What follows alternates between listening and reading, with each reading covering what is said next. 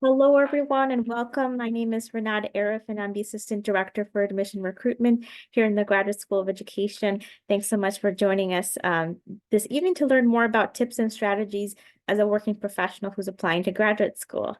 So today we'll basically go over some helpful tips as you're applying. If you're looking into programs, what kind of resources are available to you when you're a student, and then we'll have time for Q&A at the end. And just so you know, we will be sharing these slides from this session in addition to the recording. So you're welcome to recap after our session tonight if there's anything that you just wanted to go back and review again. Oh, and if you have any questions, you can type them in the chat. I won't be able to open them up until after I finish presenting. At the end, we'll have a dedicated Q&A and we can answer all your questions. Alrighty. So a little bit about our kind of plan of action for tonight. We'll kind of briefly talk about program fit, preparation. We'll also go into a bit more about tuition costs and funding opportunities, tips for going to grad school, and then of course some resources available to you. This is kind of the biggest piece, I think, in terms of what will be available to you as a student. So going into program fit, so as you know, in the graduate school of education, we have 4 departments and we actually have over 90 programs. So a lot of programs to kind of go through and review if you're just not sure what program to go into. But these are some of the career paths our students have gone after they have graduated. So we have teachers, we have some folks that go into faculty roles as college professors. Some go on to continue to do research. In our counseling department, a lot of our counseling students go on to specific fields of counseling. So we have mental health counselors, school psychologists, school counselors, and so on. Some go on to work in higher education. I myself did not go through an education program. I actually did not know about the education school when I pursued my higher ed degree, higher ed pathway. I'm actually a career changer myself, but I went to UB for both my undergraduate and graduate programs. And had I known about the education school, I probably would have went through the higher ed program. So if you know what program you're interested in, you can also type that in the chat and hopefully I could maybe touch on some of the department specific resources available to you as well. And I'm happy to share that if that's helpful to you when you're applying. I'm just kind of sampling of some of the career path students have gone into after our program. So one of the nice things about the education school is that there's not much confusion as to like what career does this program lead me to. So there is a clear pathway that school counseling will lead you to become a school counselor. Our early childhood education program will lead you to becoming an early childhood educator, and so on and so forth. So each program is specific for that specific field. So there's no guesswork, what job do I get after this program? So that's one of the great things, that there's a clear pathway to a job after the program. So kind of go into preparation. I know for folks that are still in the kind of early stages of figuring out a program, obviously doing your online research. We know you might be applying or looking at other schools. Everyone's organization kind of system is different. If you're someone that wants to create a checklist or like me, who likes to do spreadsheets, that's a great way to keep track of deadlines. I can tell you deadlines within the education school are not going to be the same as deadlines within the College of Arts and Sciences here at UB or the engineering school. And then different institutions might have different deadlines, or maybe they don't have rolling admission. So definitely keeping track of the requirements for the programs you're interested in and their deadlines. So I think the hardest part is when we see students miss a deadline and then they have to wait an academic year to apply to the program again. So keeping track is always important. It all takes time, supplying your transcripts, applying for financial aid. So it does take a lot of your time when you do apply for graduate school. It's a high stake application and you want to make sure that you're applying to the right program. I always include updating your CV and resume, and oftentimes students will ask, well, why? It's not a job I'm applying to, it's a program. The reason why I say this is because in your statement of interest, you typically want to include 1 or 2 experiences that are relatable to your field. So for example, if you're looking to become a school counselor, maybe you want to include 1 or 2 experiences you've had working with kids, not necessarily related to like it doesn't have to be a counseling capacity, but perhaps you did some tutoring at the college level, or maybe you volunteered or shadowed a counselor. And so on and so forth. So having 1 or 2 experiences in your statement of interest, but maybe you have a lot of experiences to share, having a resume uploaded or CV is a great thing for the faculty to see what all the other activities that you're involved in. So although a program application might not require a resume, I've seen it usually required for doctoral programs. I would say it's a great optional document to add if you have a lot of experiences that you'd like to share. Your personal statement, definitely get a second pair of eyes. I know when I was applying to graduate school, I think I had scrapped my draft so many times that by the end, I felt a little burnt out. So having someone else review it, they can catch things that you might not. I've had several other people review mine, and I was always surprised that they would find typos or repetitive statements and so on. Because when you're reading in your own voice, you don't actually catch those errors or those minor typos or perhaps repetitive statements. So having a second pair of eyes really kind of gets into the nitty-gritty part of kind of the typos and so on. It's really helpful to have handy. When you are a current student here at UB, I'll also talk about the various resources available, such as the Writing Center, that might be helpful with getting your statement of interest reviewed as well. I also put non-degree here, and just so you know, everything that's hyperlinked in blue underlined is a link. So this can take you directly to those specific sites. So you'll have that handy. Non-degree, if you're just someone that maybe has been out of school for a while and you would like a refresher, or maybe a stats course, or you just want to take some dip your toes in the waters with some of the graduate classes, or maybe just take a course within the education school before you commit to apply, you can do that with non-degree. I can vouch on that. I did non-degree myself when I was figuring out a graduate program.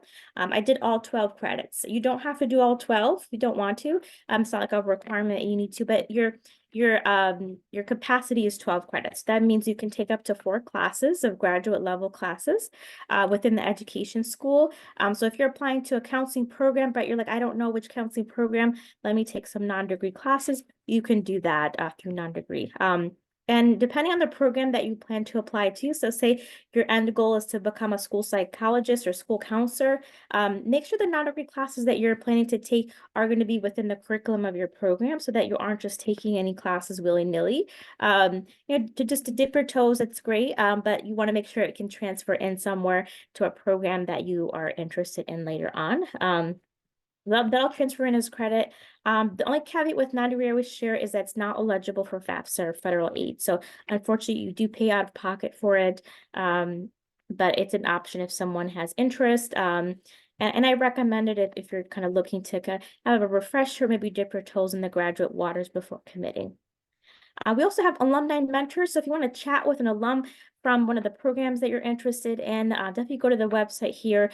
We do have it by department, by department. So you can go to the department and see the list of ambassadors there. We might not have an ambassador, of course, for every graduate program, but if you're looking for a specific ambassador that you can't find for your program, it's just not listed, you could reach out to us and then we can connect you with the director of the program, and we can connect you hopefully with an alum from that program that they can give us information on. We also have our current student ambassador program. So we did launch that a little over a year ago. And so there are current students that are enrolled in our programs that are ambassadors. So you can go to the current student ambassador page here and connect with our current students. So it is a chat based.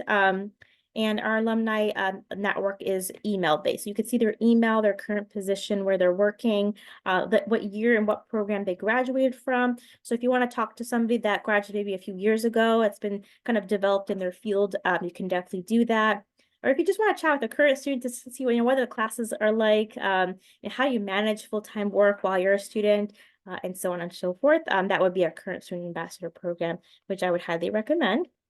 And then you can always set up an advisement with us. So I know sometimes you just have additional questions and maybe just not comfortable sharing, asking questions in a group here. We do have individual advisements via Zoom, in person, and by phone. So you can pick the option that works best for you. So I just like to put this slide about tuition just to kind of briefly overview kind of the difference between the costs. So in your application, you would have to list if you are a New York State resident or if you're a non-resident, the fees will differ. We also have in-state online and then out-of-state online. If you can see here, very similar to in-state. So that's the perk about being in a fully online program. The fees are going to be lower because a lot of them are waived because you won't be on campus. So things like, health service fee, transportation are automatically waived.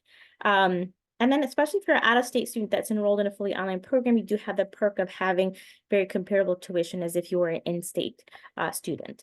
Out-of-state, as you can see, it's nearly double an in-state student. So what we usually see is sometimes students get residency here in Buffalo. To get in-state tuition, say you move to Buffalo, you need at least 12 months of living in Buffalo to be eligible for in-state tuition. So say you've been in Buffalo for 9 months and you're hoping to get in-state tuition. Unfortunately, it doesn't work that way. You have to be in Buffalo living here for up to 12 months. So you do have to show residency documentation in order to get your in-state tuition. So just keep that in mind if you're not from Buffalo or if you haven't been living here in terms of the kind of switching from out of state to in-state. As you know, the fees unfortunately go up or change every year. So this is the current rate as of 2023 through 2024. So this will reflect for next year. You can also go to the student accounts website here to refer to any updates and more information about tuition. Of course, this doesn't include like things like health insurance and books, of course, housing, which is kind of outside of the tuition rates. Additional costs to consider, books and materials. One of the nice things I would say about graduate school that I enjoyed is that it was not textbook heavy. So I didn't have to buy a textbook for every course. So you might have courses that are just maybe downloading journal articles that your faculty instructor will upload to your student portal, for example, reading case studies and so on. So you might not have to buy a textbook, which is great. You can always utilize rentals, services, and so on. The UB libraries are great examples of that, where you can loan out the books, don't have to buy them. Housing, if you want to live on campus or you want to live off campus, I would definitely go to the housing website to learn more about the various options available to you. If you want a certain proximity, if you maybe don't have a car and prefer to use the bus system, just give you an idea of the different housing costs and what to expect with that. Food, there's a lot of options on campus, but if you prefer to, eat off campus, there's kind of various areas that are really close to the university that are kind of the typical hangout spots in terms of food places that are pretty favorable among students. So a lot of different options on campus, in addition to the One World Cafe that they opened this past spring that has extended food options there as well. Transportation and travel. So if your program is one that might have maybe conferences that you want to attend, of course, those are additional costs. I would say that Graduate Student Association for each department usually has some funds to allot to registration fees for conferences. So I would definitely join your department's Graduate Student Association to see, if there are any conferences. So if you're maybe attending the annual counseling conference, for example, and you want to present a poster and you want to attend a conference, you could reach out to your department's GSA group and see if they have any funds to, offset the cost of your registration fee or perhaps even travel. Any professional associations you want to be a part of, perhaps any networking events relatable in your department. Those would be also external costs if you were to join any of those. Licensure examinations and credentials. So if you're looking to become a mental health counselor, going to specific counseling fields, those licensure exams do require a fee and you have to apply for those. So those exams are obviously, and licensure credentials are other additional costs that you would need to consider as well. Financing education. So there's many different avenues here. You can still utilize federal aid at the graduate level. So it's not just for undergrad. These are the two main ones at the graduate level. So there's the federal direct unsubsidized. This is the kind of the main options for those applying for FAFSA. There is a limit to how much you can borrow, however. So you can borrow up to $25,500 each academic year. The other, the Graduate Plus loan only gives no more than 65,000 for the graduate professional program. So when you apply for FAFSA, you would apply for that as you're applying to the program. And then when you do get approved for your FAFSA, your federal aid, you'll get a notification from UB that says you've received this loan, so please go in and accept it. So you would go into your student portal and accept that loan. And it will have details about which one you've received. So if you have the direct unsubsidized, it would tell you you've received 20,500 for the academic year. And so you'll have those details. And we also have our financial aid office. So if you ever have any questions, like you're just confused about financial aid, I would definitely direct it to them, as they're definitely our experts in that.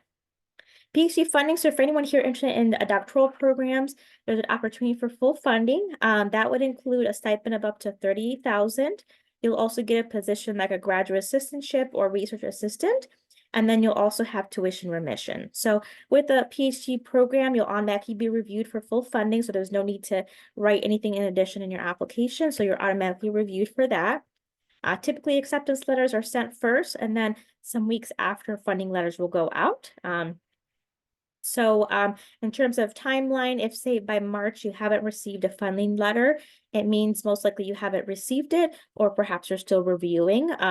But usually around mid-April is when students need to confirm their offer for admission. So if say it's April and you haven't heard back for any funding opportunity, unfortunately, it just means you haven't received full funding. There's also outside scholarships. Sometimes where employers might have, affiliate scholarships for folks that are maybe in a program that are also working at their company, for example. You could definitely pursue that. So if that exists, and then any other outside agencies or associations that you might be a part of may have some scholarships that you can consider. And those, of course, would require, an external application of some sort. Employee reimbursement or UUP. So if you are a SUNY employee, good news that there's the UUP tuition benefits. So I would definitely go into the UUP employees website. There is a form you would have to fill out once you're a student. And that will go to HR, and basically they would help facilitate so you can get those that tuition remission for your courses if you're a SUNY employee. I also put payment plans because there might be folks here that maybe have no interest in financial aid, or maybe they didn't get a scholarship, or they just want to pay out of pocket for other study. There are payment plans. So basically what that does is that when you enroll in a payment plan, it splits your tuition for the semester at different time periods. So you're not paying it all in one chunk for the fall semester, for example. So if you select the five option payment plan, it'll spread it out in 5 payments versus all at once. So that's another option if you're paying your way through your education and would like to kind of have a bit of relief in terms of the financing part. And then I also put continuing student scholarships. This is if you've received a scholarship within education or within UB, and they decide to extend it for maybe the second year, or if you get another award. And I put this slide here, just kind of extension of the funding that we offer here in the education school. So as I mentioned, for the doctoral students, you do get that tuition remission. We also have scholarships, and then that stipend of up to 38,000. There are the various fellowships and scholarships. So these are presidential and Schomburg. So they can range anywhere from 5,000 to 10,000, and additional top-off fellowships as well. And then you would be surprised, individual faculty advisors, they might even have grants that maybe they could hire you as a research assistant, for example. So it's kind of a win-win. They can hire you, and then they could be, giving you a stipend for the semester, maybe for the academic year. So there are some funding opportunities available there. So reach out to your assigned advisor, especially if you're looking for scholarships or funding. At the master's level, unfortunately, students are not fully funded, so they do seek out scholarships and those various graduate assistantships available. But I would say at the doctoral level, if you're someone that didn't get full funding, definitely reach out to your advisor to see if there's some partial funds in their department or your advisor that they could fund you to help offset costs for education. And then I also put here academic offers are made to prior to funding decision. I'm sorry, academic offers are made prior to funding decision. So you do get your admission letter first. So don't be alarmed if you didn't get a funding letter immediately. That usually comes some weeks after. So like I said, if by April you haven't heard back or it's end of March, they're either still reviewing or you haven't received it. So that's one or two answers there. For master's students, unfortunately, the offerings for full funding are just not there. There's unfortunately no full funding for master's students, but there are scholarships that you are eligible for in addition to assistantships. So I would definitely recommend looking into assistantships. Any department on campus can have an assistantship. So if you're in the counseling program and you're looking to get something counseling related, I would check the health promotions office, for example. So there's various offices that might have relatable assistantships. Math education students might want to do a tutoring gig at the math center, for example. Or maybe you have an English background and going to English education, you can perhaps do an assistantship at the writing center. So they typically hire English education students or those with an English background. So there's various assistantships across campus that they might have preference to certain degree programs. So I would highly recommend either reaching out to us if you're just not sure what assistantship might be available to you, but basically any office on campus can have an assistantship offering. They're typically 15 to 20 hours of work per week. So if you do have an assistantship, you can typically register up to 9 credits and courses, and then alongside your 20-hour assistantship, you'd be considered you full-time at that load. But like I said, at the master's level, it's not required. You don't need to have one, especially if, as a working professional. You might not really want an assistantship at that point as well if you're working full-time. So I would just keep mindful of your schedule if you're working full-time. Does your program require full-time? Because that means you might have to adjust your working hours and so on. For scholarships, there's no application that you need to submit for the ones within education. So in your application, especially for the fall, there is a question that will ask if you're interested in any of our scholarships and fellowships. I would mark it as yes. That will place you in the running for our funding opportunities for scholarships.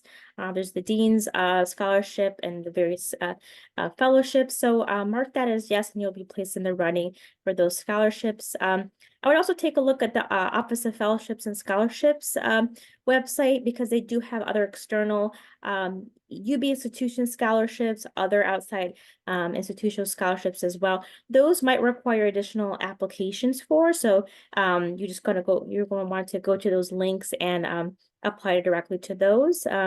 There might be some GPA requirements. There could be a requirement of a 3.0, maybe a 3.5. They might even require transcripts. So for anything external, that would require additional work on your end to submit those. And the specific unique programs that have scholarships at the master's level, I would say, is the Rehab Counseling Master's Program. They do actually have training grants for students in that program. So you apply to that application for the program, and you apply for the training grant scholarship at the same time. So basically, the priority deadline for the program is also priority for the training grant scholarships. It's one of the unique master's programs in counseling that does have this. As you know, master's programs are not fully funded, but it's one of the few counseling programs that has that. So I would definitely take a look at that, especially if you're interested in rehab counseling. And then we have the Higher Education Student Affairs EDM program. They actually have a built-in accepted students day and assistantship day. So the majority of their students, if not all of them, they do have an alignment with an assistantship. So you do indicate your interest in the types of assistantships you'd like to do in your application. And then once you do get accepted for the interview day, for the assistantship day, they'll be able to align you with an interview for that specific assistantship.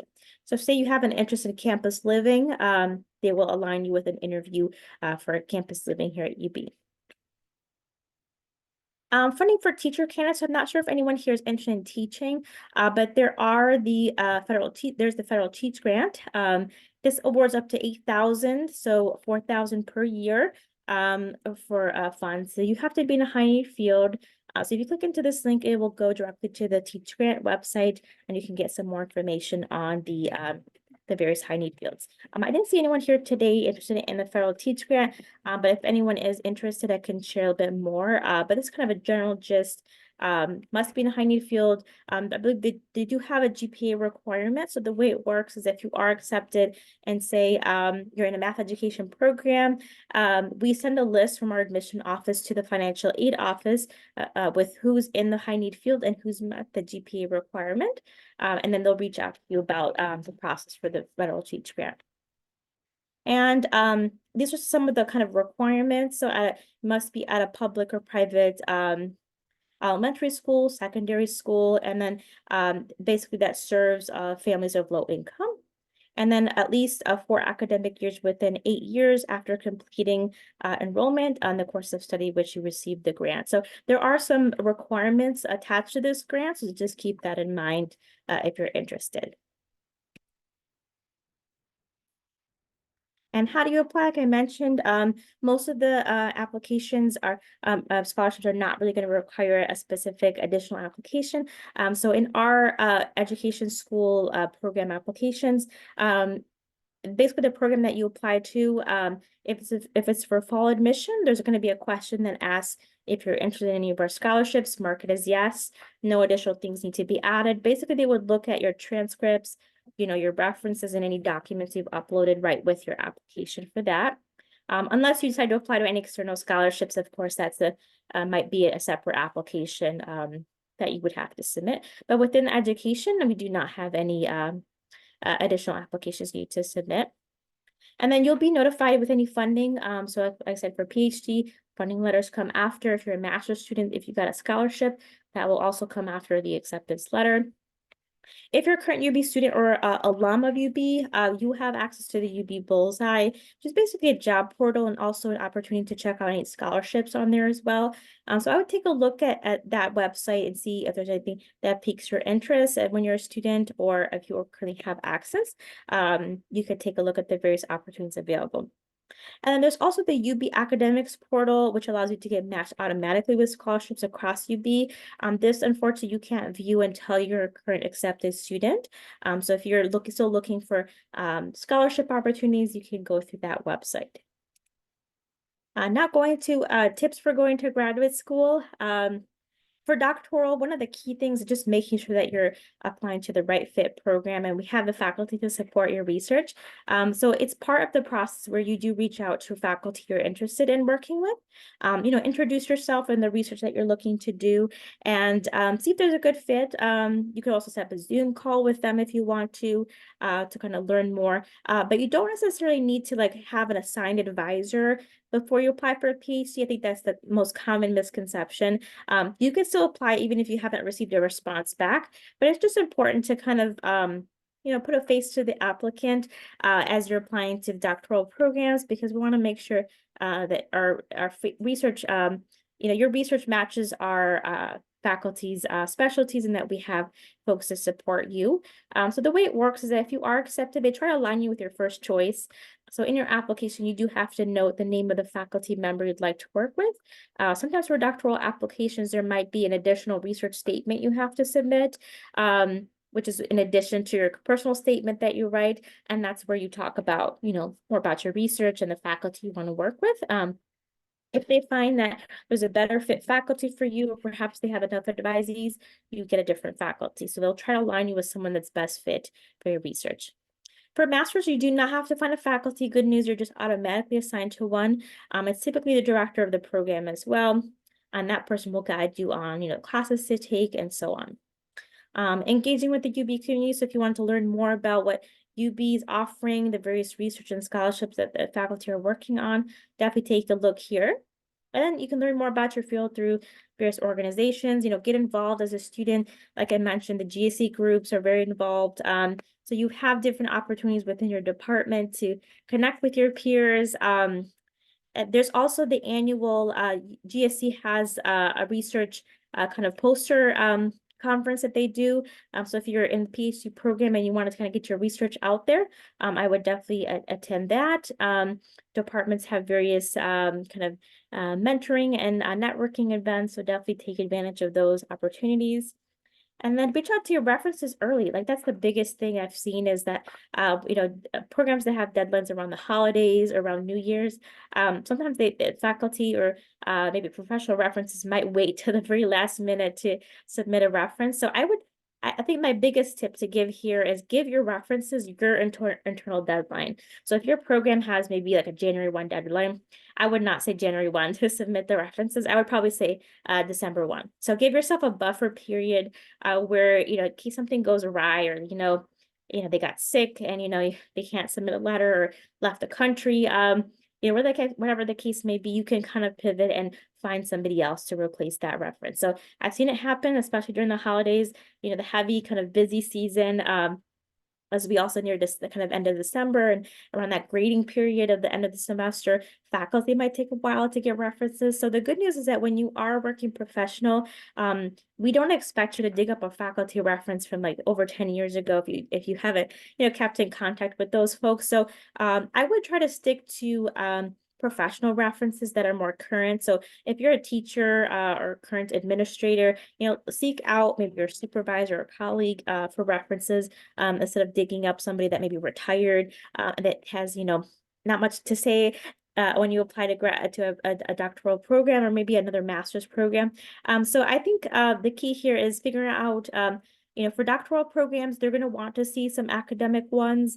So it might be a little tricky there to figure out if you don't have a connection with any. But if you have relevant professional ones and just aren't able to get academic for a doctoral program, I would make a note somewhere in the application. There's an explanatory notes box somewhere in the application where you can explain, why you decided to do all professional instead of academic for a doctoral application. It's not that you deliberately ignored it, but it's just that you could say you've been out of school for 10 years and you don't have a connection with those faculty. And I'm sure, there could be some understanding there and our faculty could understand that, of course.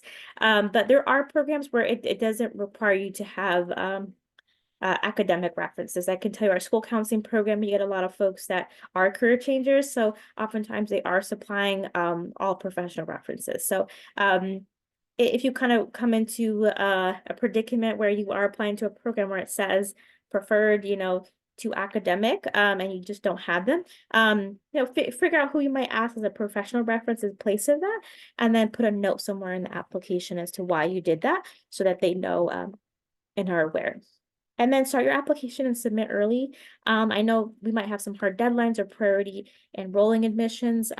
So hard deadlines, they actually review as the start of that deadline. So even if you submitted early, they start to review at that deadline. So at least you'll be kind of in the early bird admission reviews. And of course, you don't have to worry about missing deadlines. For programs that have rolling admissions, what that means is it's a soft deadline. We keep it open until a certain cutoff date.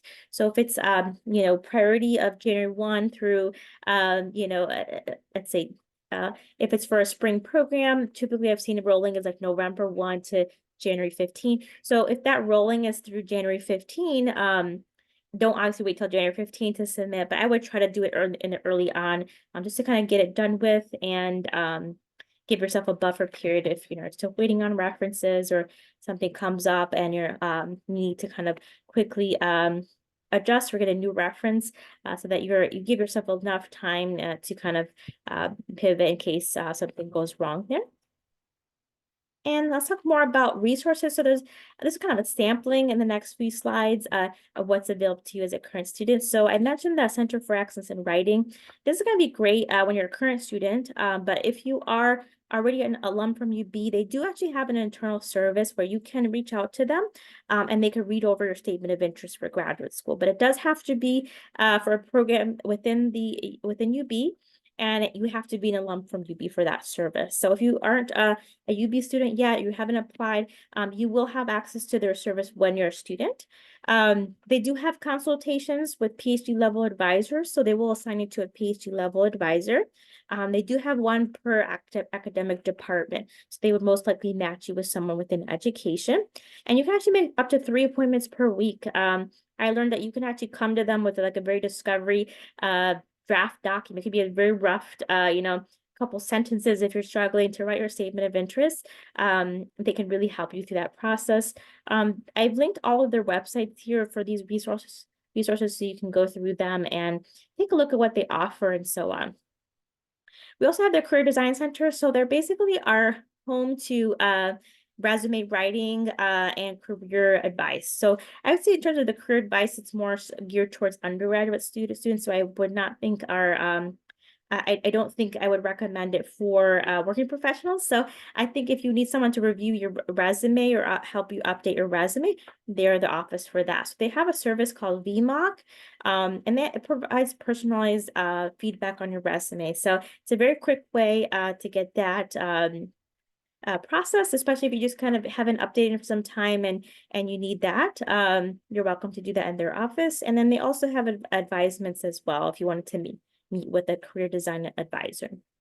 Health and wellness. So this office offers workshops and various counseling workshops for students, stress-free days and so on, yoga. So a lot of different neat activities that they offer. That's right on North Campus.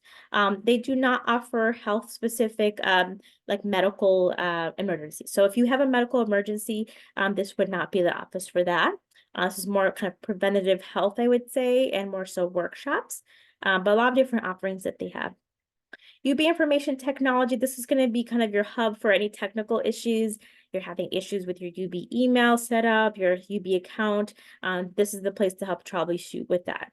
There's also UB print kiosks across campus. So you have a print quota that you can utilize when you're a student. And then any technical issues you have, this is the place to go for that.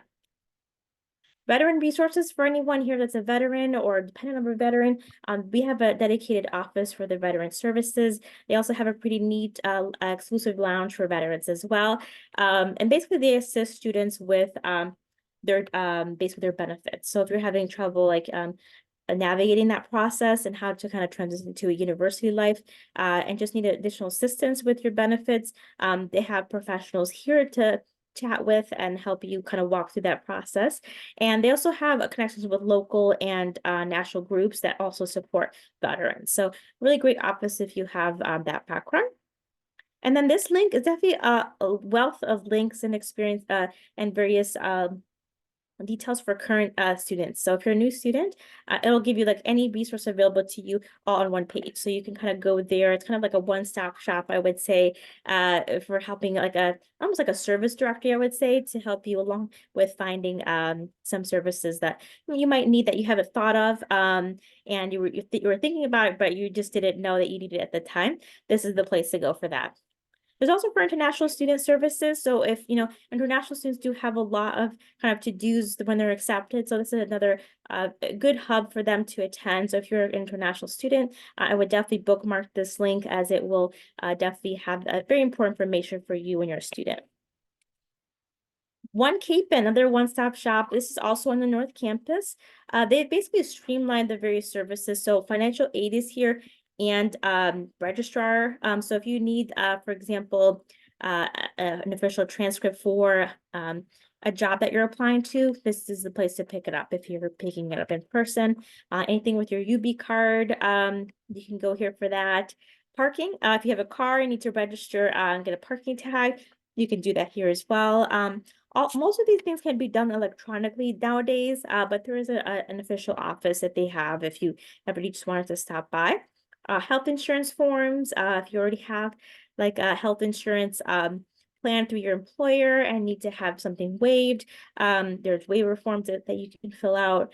Student accounts, there's maybe discrepancy in your billing. Maybe you went from in-state to out of state to in-state.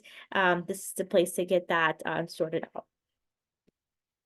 And I put here some resource centers and institutes and labs if you have an interest in maybe doing some collaborations or independent study. Alberti Center for Bullying and Abuse, Center for Literacy and Reading. This is great if you're like a literacy specialist student. The Eli office, so English Language Institute. We also have the Fisher Price Early Childhood Research Center. There's a lot of different offices and centers here that are related to our specific programs. If you have an interest in perhaps student assistantship, or if you have an interest in various collaborations, perhaps if you're doing doctoral work and would like to do some research within the Fisher Price Endowed Program, you can go through that center as well. And I've linked here the funding resources page. So this will actually link you to the GSE funding page. Will have more details about PhD funding if you want to learn more about the various opportunities, and of course our events page. So if you want to attend any upcoming program specific sessions, we also have our YouTube page that we do upload any past sessions we've had for programs. So you could recap and information science master's program webinar or one of the admission webinars we've had. So any program specific webinar, we have been uploading them. So that's a fairly new library we've added. So definitely take a look there. And then if you still want to kind of meet to discuss, I'm happy to set up an advisement with you.